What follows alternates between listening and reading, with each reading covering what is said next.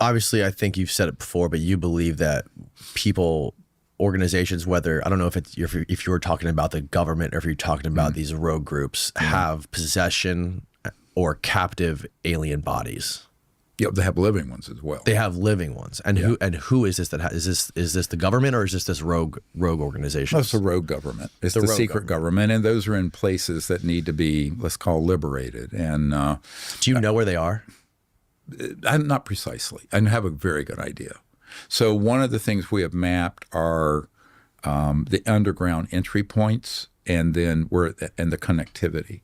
Say you have the Edwards complex, and then you have east of there what's called the Ant Hill, and those are entry points into underground subterranean facilities or bases. But they connect underground to Nellis and out to the northern net. So it's an underground. That's what they call it, an ant hill. If you go to an ant farm, you go in and there are all these connections, right? So we have a very good idea of where those are, and some of the whistleblowers we're working with know even more. And that needs to be provided to people in the U.S. government so that they can get control of those. Hey, what is up? Welcome back to a brand new video on the goddamn internet. And today we're going to be talking a little bit about Steven Greer, and he claims there's an operation to free alien prisoners, okay?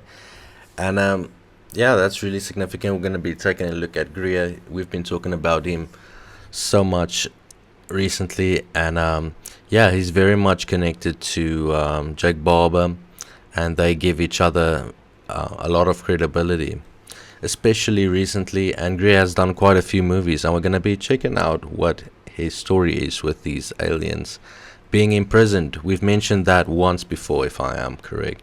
But without further ado, get your snacks, get your popcorn, because today's going to be an absolute banger. So watch till the end, because the best parts are there as always. There are some very brave men I'm working with who have been special forces guys who are prepared to go in and get those facilities under control and also to liberate those people. So these statements by Greer is very complex, right? He mapped the whole, all of these facilities out, the entrances, how they connect. So he also supposedly says he's connected to, you know, these high-profile individuals, ex-military, etc., etc., and that he is doing an operation or doing the planning of one where they take control of these facilities. And guys, I don't know, but from my standpoint, that sounds like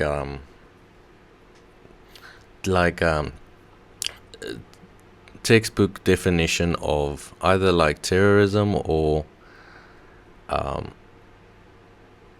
you know, treason. I think that's the word that basically fits into that category or description, right?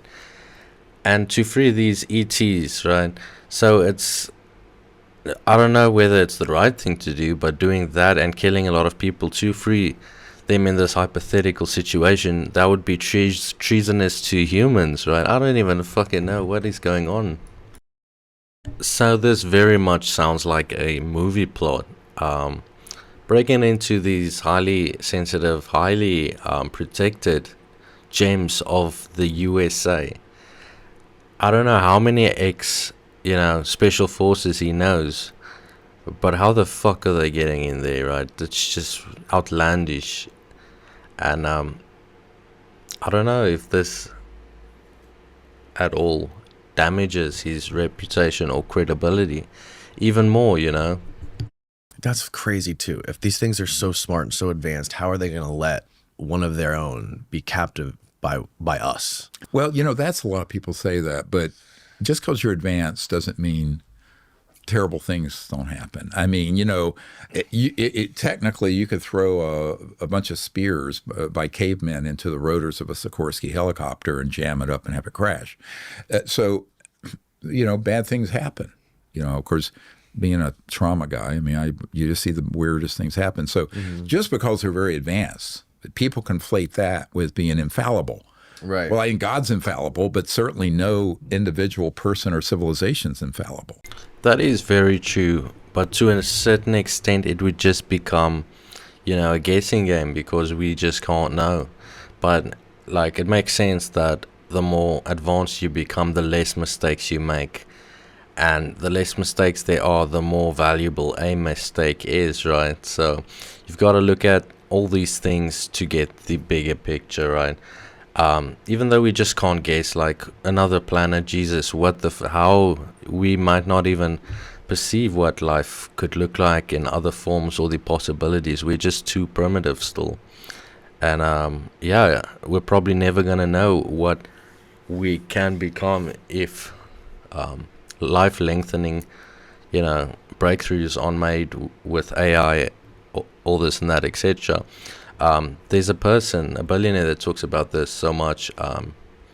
Johnson, what's his name? Brian Johnson. Check that shit out and check out Don't Die, the Don't Die movement. So this concept that just because they're extremely high tech and bright mean they're infallible? No. Now, is it that often that it happens? No, it doesn't. The one site I was over, I was told there were 1 or 2 ET craft per year downed. And I went over 2 black sites. And so, 2 to 4 a year over a big area of that part of the desert. So it's not like they're dropping out of the sky like flies, is what I'm saying. Mm-hmm. It's still terrible. So when you say specific things like that, like 2 to 4 per year, that is a massive, massive statement, which also leads to a lot more questions. And this is pretty much, he's full of shit or he's not. 2 to 4 per year, what are the limitations? Can you engineer that to have it change? Can you do more? Can you do less? Is there certain places? Is there multiple places? There's so much to know then, right? But then remember, we have sites like that all over the world, out back of Australia, South America, all around. Mm-hmm. And it's still tragic, and it shouldn't be happening. And when there are ones that are living, they just don't flat out kill them. They would prefer to interrogate them and keep them. And so my understanding is that there are a number of ETs that are in captivity and are still living. One guy euphemistically called them refugees. I think not. They're prisoners. So typically if there's a mentioning of an interview or interrogation, usually it's filmed and there's documentation of it. Obviously this would be highly classified. And I wonder if all the leaks that came on the internet over the years, or if any of them are even remotely accurate. But people who supposedly know how these things interact and look, and a lot of more aspects than the typical member of the public, they describe it as described in movies a lot of time. And there's been a lot more talk about different species. I mean, Jesus, let's figure out one first, right? I wonder how everything connects though. Let me know what you guys think. So I think that is another, humanitarian effort that should happen at some point where they're freed. And how many different versions or species of these things do you think we have? And have you ever seen any of them in person? I've not seen living ones in captivity in those bases. No, I've seen ETs, but they're not, to my knowledge, I've never heard anyone describe the variety of them. So there was this UK guy, and his lawyers used the fact that he has Asperger's as his defense, like he's autistic, not right state of mind, or etc. Right, as a reason not to extradite him from the UK. I think it's the UK, to the US. And they did not. He was not extradited.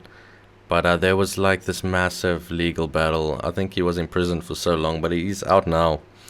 And one thing that he did whistleblow on is he found like things in the sorts of extraterrestrial, offices, and then terrestrial offices and all that.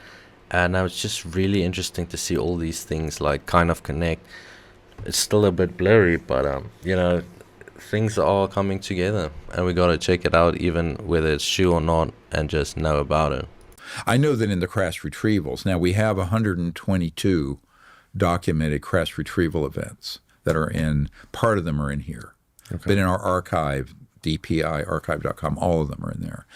Mm-hmm. And they range from ones that are a foot and a half tall, to some that are 8, 10 feet tall, and all kinds of different.